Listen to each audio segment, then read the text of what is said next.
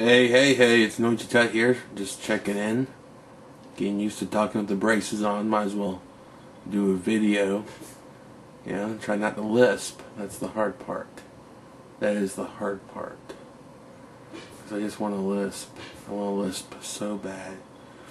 Gee willikers, Mr. Willoughby. Sure, I take some of your delicious candies. Just fight the urge to lisp.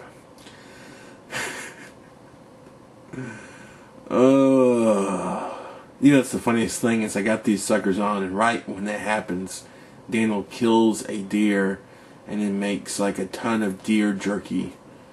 And here I am not being able to partake of said deer jerky. That smells good. It's good stuff. I had some when I had like the spacers in. If you don't know what spacers are, they're like these little rubber bands they put in your mouth to make room for the brackets for the braces. Well, not the brackets, but like the anchor, like metal parts. And it just feels like you have something stuck in your teeth. Actually, those hurt worse than the actual braces. But anyway, I was able to eat some jerky, and I liked it. And then right on the list, it's beef jerky, but this is deer jerky. But it doesn't matter. It's the same thing. Stuff you can't eat. There it is. So that sucks. Also, there was like and stuff don't put in your mouth. Was a stick. It's like some kid is chewing on a stick and messed up his braces. It made no sense. And like one was like straw, and I was thinking for some reason my little redneck mind was thinking about a piece of straw like some kid would just put in his mouth and chew on.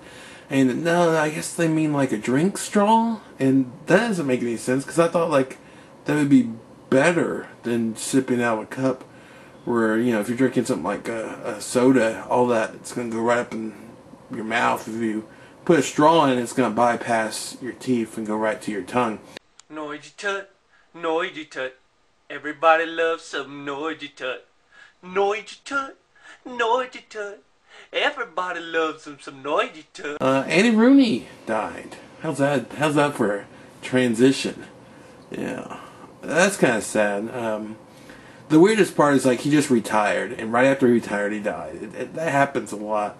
But it's almost like I think he knew. He just had like an inner peace about him, and he's ready to let go of the show or his little segment and go out in the sunset. But the stupidest part is he dies, and his last show is pretty much him, being his normal little annoying self. But the worst part is like he's like lashing out at the fans. He's like, "If you see me and my wife eating at a restaurant, please leave us alone. We are trying to enjoy our meals." It's like he doesn't want any kind of interaction with any people that even enjoyed what he did for all those years. He's like, "I don't care. Andy Rooney has enough attention and self-respect for myself without needing it from other people. So leave me alone." So it was kind of sad that it's just a weird way to go out, and they keep on playing that same thing. It's like, stop it. It's not any good. It's not good footage of Andy Rooney. It's not how I want to remember him. But some people you just can't cast that pretty nice light on, not like Steve Jobs. Okay, this is a while back. This is after, they all run together now, but one of the other UFCs, the one that had Gillard in it and Stan, Dana White posted a very interesting video vlog, which was just the fighters' reactions after losses. I think it had winners too, but the more interesting ones were the losses. I think this is huge if he keeps on doing this. I don't know, he may not do it again, but just the different reactions from different people. I wrote them down, just took some notes here. Alright, Melvin Gillard, for instance, after losing Joe Lozon, he just throws a fit backstage. He throws a chair, and he just acts like a 10-year-old who, just got brought into Toys R Us and was told he couldn't buy nothing. I never got those visits either. When you ever go to Toys R Us when you were a kid and it's like, you can't buy a single thing. It's like, why'd you take me here? So yeah, it was kind of like that. Melvin's just upset, and he really isn't adult-like. He's more like a child, so I can understand his reaction coming from him because he's not very mature in any kind of aspect of his life. Stan was really interesting. Stan, like, was already politicking in his mind, and he just calmly plans how to overcome his shortcomings. It was just really funny because he just reasoned. I was just a better fighter this night. I saw some holes I could fix, and I can do this and do that. It's just real reasonable. It's really interesting, and it's real neat. I mean, I thought it was really cool to see someone that productive after a loss. And he didn't seem too shooken from, I don't know, he may have cried like a baby in the bathroom later, but right then he just looked like a man. So, I mean, it was different. It was real different. I mean, in contrast to Gallard, of course. Garcia.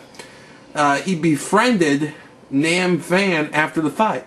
It's some people have this like thing where right after a fight, after we do what we have to do, we're gonna become friends. And Garcia is like in that group, kind of a thug group, but you know, we'll forgive each other after the fight and invite each other to each other's camps and stuff like that. And that was totally what Garcia was all about. So I thought it was interesting. It's just, you know, water under the bridge for him, and it seemed really highly emotional, but he seemed at peace, at least. At least he wasn't angry. It was a time for moving on. Another one, Gray Maynard. It was quiet depression with him. You know, it just was really sad. He just really didn't have much to say, and Maynard has never been like someone to be real vocal, so it's hard to know what he's feeling. But he just looked depressed and out of sorts. And you know, they showed all this. I thought it was really good, and they also pretty much the same thing with poor Florian, Kenny Florian. He looked rejected. He just looked rejected. Like, I think he knows, like, he may not ever get a title shot again, and it really sunk in with him, and it's just really sad.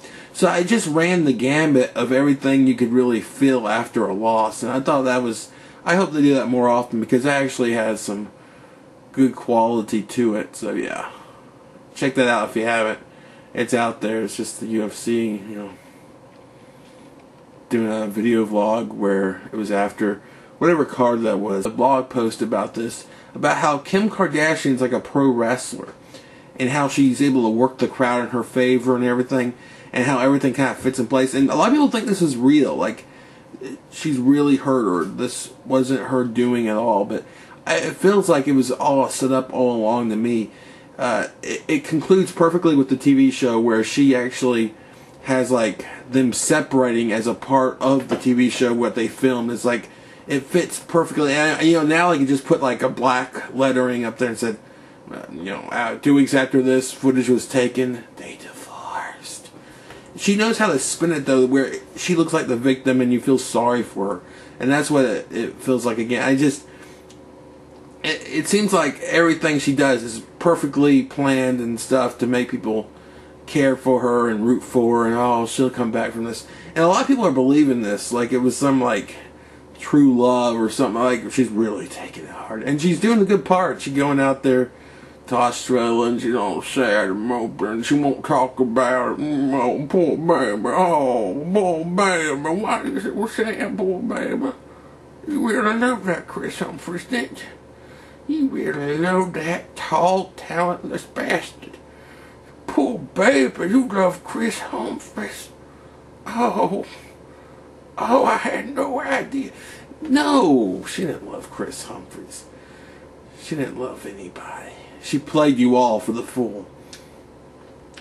But yeah, I wish they'd just disappear, all the Kardashians. They have very little to add to anything of substance.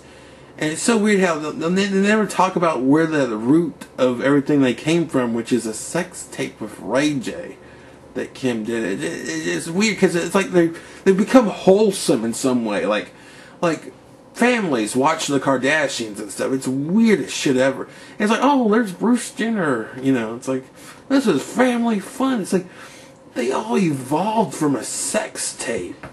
You're watching them do like this stupid show and all this stupid shit. You know, I hope your kids don't pick up any of this and how they gain attention and become famous is just like the worst route to go ever. It's like really, I mean, usually like you hear this kind of stuff going down, down back doors. Like, I'll give you the role if you have intercourse with me, and stuff like that. But it's not even like that. It's like that's how it was obvious. It was shown from start to finish just how sick and twisted and everything is, and they were able to. I don't even know if she was it. I don't think she was even thinking, this is how I'm gonna get famous. But it kind of fell into her lap, and she ran with it. So it's depressing. It's depressing to think about that. I really don't have much going on. Thank you all for watching.